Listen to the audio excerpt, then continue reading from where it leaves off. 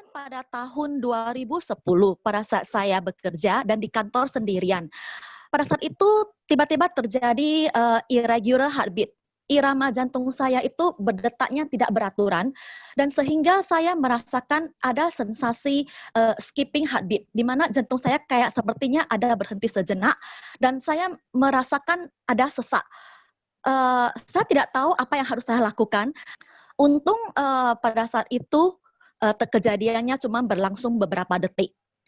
Setelah hal itu terjadi, beberapa bulan kemudian, kejadian yang sama terjadi lagi dan berulang selama beberapa kali.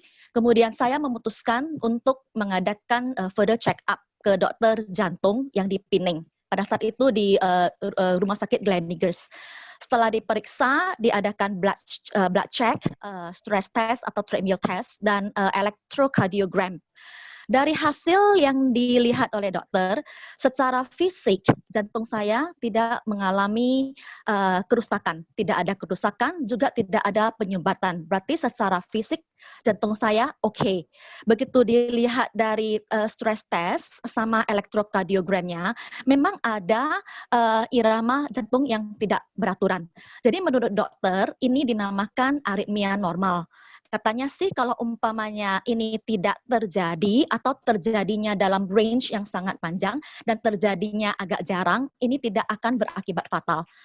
Tapi kemudian umpamanya aritmia ini terjadi berulang-ulang dalam range yang sangat singkat, ini akan berakibat fatal, skipping a heartbeat dan bisa mengakibatkan cardiac arrest.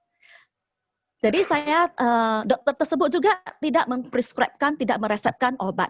Katanya ini penyebabnya harus dibereskan dulu. Semua penyebab itu berasal dari pikiran. Jadi katanya ini akibatnya terlalu stres, under pressure, dan worried too much.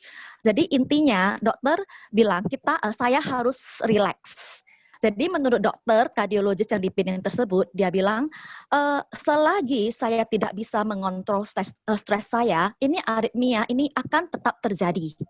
Sampai satu saat akhir tahun 2018, saya dikenalkan direkomendasikan hydrogen fountain ini oleh adik saya, Ating.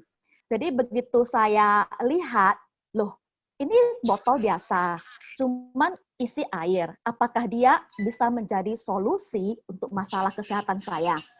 Sangat tertarik bagi saya adalah ini, inhalasinya. Saya merasa, unik banget ya, nggak pernah ada yang begini. Jadi adik saya bilang, kalau umpamanya inhalasi, jadi molekul hidrogen tersebut akan masuk. Oke lah, jadi sejak saat itu saya konsisten dan memaksimalkan inhalasi. Sehari itu saya maksimalkan 2 kali, pagi sama malam. Kalau umpamanya pagi saya ada masuk kelas dan ngajar, saya skip inhalasinya, tapi malam tetap saya gunakan untuk inhalasi. Sampai sekarang sudah pemakaian hampir 2 tahun, thanks God, ini aritmia ini tidak pernah muncul lagi. Padahal selama hampir 2 tahun ini, terutama belakangan ini, musim pandemi, saya kan profesinya sebagai guru, di mana guru itu justru musim pandemi ini pekerjaannya lebih banyak dan lebih stres. Dan justru di saat ini, saya tidak merasakan aritmia itu. Terbukti Ibu menggunakan hidrogen, Ibu bisa mendapatkan kualitas tidur yang baik. Satu, apapun yang sudah terganggu dalam tubuh Ibu Huichen, diperbaiki dengan mengkonsumsi hidrogen baik secara inhalasi maupun secara minum. Satu. Yang kedua, ternyata ada kondisi lain seperti yang tadi Ibu Edita alami juga, kita tidak tahu. Kondisi lain itu ternyata ikut terkoreksi dengan adanya konsumsi dari hidrogen, baik secara inflamasi atau secara stres oksidatif.